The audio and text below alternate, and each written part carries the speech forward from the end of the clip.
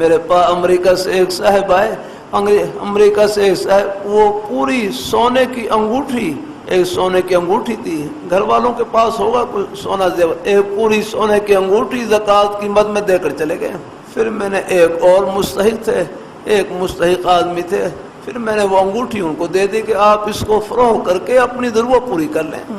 اللہ تعالیٰ اپنی مہربانی فرمائے، اللہ تعالیٰ اپنی بارگاہ مقبول فرمائے، اللہ تعالیٰ اپنی بارگاہ مقبول فرمائے، اللہ تعالیٰ اپنی مہربانی فرمائے، اللہ تعالیٰ اپنی مہربانی، اللہ تعالیٰ اپنی بارگاہ مقبول فرمائے، اللہ تعالیٰ اللہ تعالیٰ اپنی اللہ لالچ اور طمع سے اللہ تعالیٰ محفوظ رکھے، لالچ اور طمع سے رحم تو مال کا ہے۔ اللہ تعالیٰ اپنی مہربانی، کوئی بڑائی کے لیے نہیں آ رہا حال ہے میرے پاس۔ یہ چند ہفتے قبل ایک صاحب آئے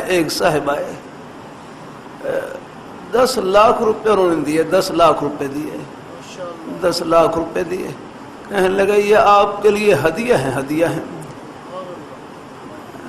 میں نے 2 مرتبہ ان سے پوچھا کہ یہ مدرسے کے لیے آپ دے رہے ہیں؟ مدرسے کے لیے؟ کہنے لگے نہیں، آپ کے لیے ہدیہ ہیں۔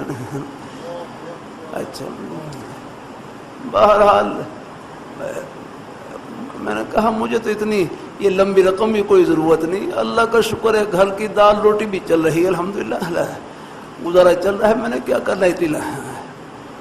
بہرحال پھر انہی دنوں میں کچھ دنوں کے بعد ہمارے ایک بزرگ استاد تشریف لائے، کہنے لگے مجھے مکان کی ضرورت ہے، مکان میں کچھ تعمیر کی ضرورت ہے اور ایک بیٹی کی شادی بھی کرنی ہے۔ میں نے کہا صحیح کتنی ضرورت ہے آپ کو؟ کہیں 4 لاکھ کی ضرورت ہے۔ میں نے فوراً وہ 4 لاکھ روپے ان کو دے دیے، الحمدللہ۔